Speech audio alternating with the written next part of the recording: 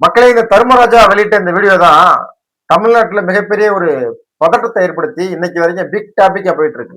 என் பொண்டாட்டியை கிழிச்சு போட்டு வந்துட்டேன். என் பிள்ளைய கூட சேர்ந்து சாக போறான்.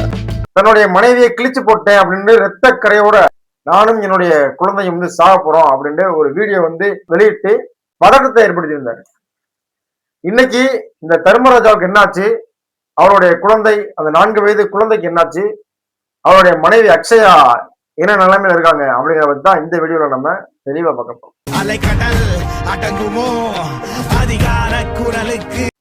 மக்களே, தர்மராஜ், இந்த அக்ஷயா, அப்புறமா 4 வயது குழந்தை, இவங்க 3 பேருமே திருச்சியில கடந்த 1 வருடமா வாழ்ந்துட்டு வந்திருக்காங்க. தர்மராஜுக்கு 40 வயசு ஆகுது, அவர் டிரைவரா இருக்காரு. இந்த அக்ஷயாவுக்கு 35 வயது, குழந்தைக்கு 4 வயது.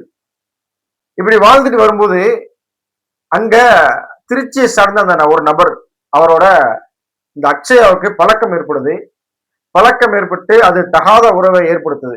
இத அரசியல் புரசலா வந்துட்டு பார்த்த தர்மராஜா கண்டிச்சிருக்காரு தன்னுடைய மனைவியை. இதை ஒட்டி அடிக்கடி பிரச்சனை வந்திருக்கு 2 பேருக்குமே. அப்படி பிரச்சனை வர அதிகமா வந்துகிட்டு டெய்லி வாக்குவாதம், டெய்லி பிரச்சனைகள், டெய்லி சண்டைகள் இப்படி வரவும் ஒரு கட்டத்துல திருச்சியை விட்டு காலி பண்ணி பட்டுக்கோட்டைக்கு போயிடுறாங்க.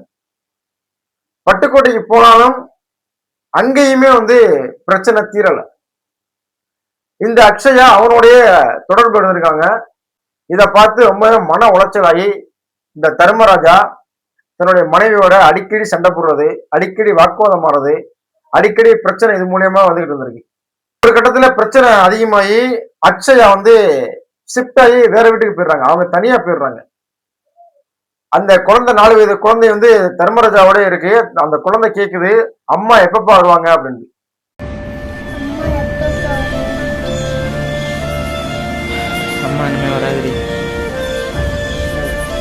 அம்மா இனிமேல் வரவே மாட்டாங்கப்பா அப்படின்னு தர்மராஜா சொல்றாரு. அந்த காட்சி மக்களுடைய மனதை எல்லாம் இன்னைக்கு உடைச்சிருக்கு. அப்படி தனியா இருக்கும் பொழுது ஒரு நாள் நைட்டு தர்மராஜா வந்து அவங்களோட மனைவியை பார்க்கறதுக்காண்டி அந்த வீட்டுக்கு போறாரு. அங்கதான் மிகப்பெரிய அதிர்ச்சி காத்திருக்கு. உள்ளாக்க பார்த்தா அந்த திருச்சியை சார்ந்த அந்த நபர் உள்ள இருக்கான். அந்த அயோக்கிய பையன், அந்த அயோக்கிய நாய் உள்ள இருக்கான். இதை பார்த்து அதிர்ச்சியான இந்த தர்மராஜா அவனை வெளியில வர சொல்லிட்டு தகாத வார்த்தையில, அசிங்கமான வார்த்தையில கூப்பிடுறாரு. அதற்கு அந்த அக்ஷயா சொல்றாங்க, இது நம்ம வீடு இல்லை, இப்படிலாம் கத்தாதுன்னு அவங்களும் அசிங்கமான வார்த்தையில பேசுறாங்க. அப்புறமா இந்த அக்ஷயா வந்து அவனை வெளியில கூட்டு வராங்க. வெளியில கூட்டு வந்தோம்னா என்ன ஆச்சு அப்படின்னு யாருக்குமே தெரியல. அதுக்கப்புறமா தான் அவர் வந்து ரத்தக்கரையோட வீடியோ போட்டிருந்தாரு. தன்னுடைய மனைவிய கடுமையான முறையில வெட்டியிருக்காரு. உடம்பு முழுக்க காயம், உடம்பு முழுக்க வெட்டி அவங்க வந்து மிகவும் சீரியஸான கண்டிஷன்ல தஞ்சாவூர் அரசு மருத்துவமனையில சிகிச்சைக்காக சேர்த்துட்டாங்க. சேர்த்துட்டு தான் இவர் வந்து வீடியோ போட்டிருக்காரு. வீடியோ போட்டு இவங்க வந்து அந்த குழந்தையும் அவர் வந்து சாக போறேன் அப்படின்னு வீடியோ போட்டு மிகப்பெரிய ஒரு பதட்டத்தை ஏற்படுத்தியிருந்தாரு. அதுக்கப்புறமா அந்த குழந்தையோட வந்து தலைமறைவாயிட்டாரு. அந்த தர்மராஜாவை கைது பண்ணி அந்த குழந்தைகள் காப்பகத்தில் சேர்த்துட்டாங்க. இன்னைக்கு அந்த குழந்தையோட நிலைமை என்ன? தர்மராஜா ஜெயிலுக்கு போயிட்டாரு. இந்த குழந்தையினுடைய அம்மா மரண படுக்கையில மருத்துவமனையில இருக்காங்க. இந்த குழந்தைகள் காப்பகத்தில் இருக்கு. ஒரு குடும்பமே செதஞ்சு, ஒரு கள்ள உறவால, தகாத உறவால ஒரு குடும்பமே எனக்கு செதஞ்சு, குழந்தை ஒரு பக்கம், அம்மா ஒரு பக்கம், அப்பா ஒரு பக்கம் போயிட்டாங்க. இந்த தர்மராஜா அரெஸ்ட் பண்ணி பல்வேறு வழக்குகள் வந்து தர்மராஜா மேல போடப்பட்டிருக்கு. அது மட்டும் இல்லாம இன்னைக்கு அவர் வெளியிட்ட அந்த வீடியோவே வந்து அவருக்கு எதிராக நிற்குது. ஏன்னா அவர் கொடுத்த அந்த மரண வாக்குமூலம், தன்னுடைய மனைவிய கிழிச்சு போட்டேன், மனைவியை வந்துட்டு வெட்டிட்டு வந்துட்டேன், நானும் குழந்தையும் சாக போறோம் அப்படின்னு கொடுத்த அந்த வீடியோக்கள் எல்லாமே அவருக்கு எதிராக மாறி நிற்குது. அவர் மேல இன்னைக்கு வந்து பல்வேறு வழக்குகள் வந்து அவர் மேல பல்வேறு வழக்குகள் வந்து இன்னைக்கு போடப்பட்டிருக்கு. ஒரு சாதாரண பிரச்சனை கணவன் மனைவிக்கு இடையில வரும்போது அது அப்பவே பேசி தீர்த்துக்கிட்டா பிரச்சனை இல்லை, பிரச்சனை முடிஞ்சிடும். இந்த மாதிரியான கேவலமான கள்ள உறவுகளால இன்னைக்கு பல குடும்பங்கள் சீரழிஞ்சு நிற்குது. சீரழிஞ்சு நிற்கிறது 2 பேரோட வாழ்க்கை மட்டும் இல்ல, அந்த குழந்தைகளோட வாழ்க்கை மிகப்பெரிய கேள்விக்குறியாக மாறி நிற்குது. இந்த ராஜா வந்து என்ன பண்ணிருக்கணும் அப்படின்னா, தன்னுடைய மனைவி வேற ஒருத்தனோட தொடர்பு இருக்காங்க.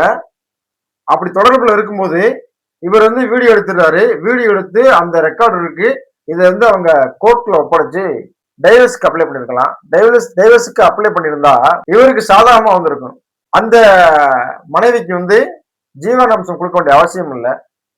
யார்கிட்டயாச்சும் ஒருத்தவங்கிட்ட கேரண்டரா வந்து அந்த குழந்தைய ஒப்படைக்கப்பட்டிருக்கலாம். ஆனா இன்னைக்கு அந்த குழந்தைகள் காப்பகத்துல இருக்கு. ராஜா ஜெயில இருக்காரு. ராஜாவுடைய மனைவி ரொம்பவுமே சீரியஸா இருக்காங்க. என்ன நடக்கும், அடுத்த என்ன நியூஸ் வரும் அப்படின்னு தெரியாது.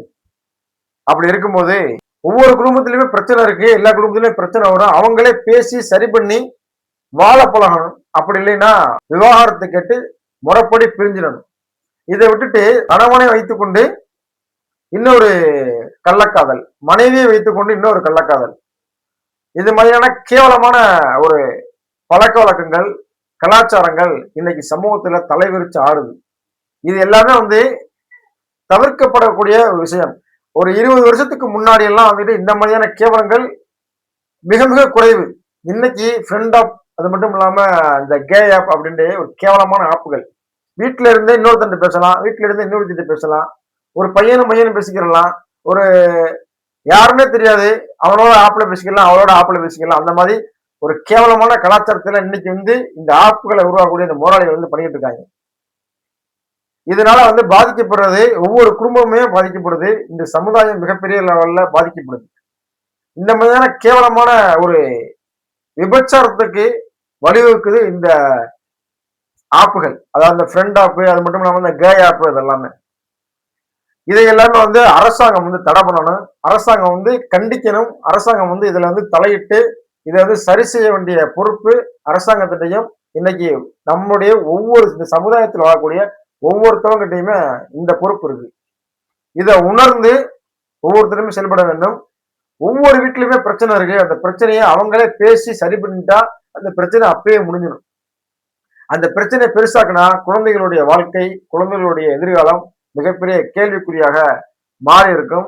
இது மாதிரியான சம்பவங்கள், இது மாதிரியான கேவலமான செயல்களை பத்தி நீங்க என்ன நினைக்கிறீங்க அப்படின்ட்டு கமெண்ட்ல சொல்லுங்க. நம்மளுடைய சேனலை சப்ஸ்கிரைப் பண்ணுங்க. மீண்டும் ஒரு வீடியோல பார்ப்போம். பாய். நானும் வருவேன் தனி ஒருவனாய்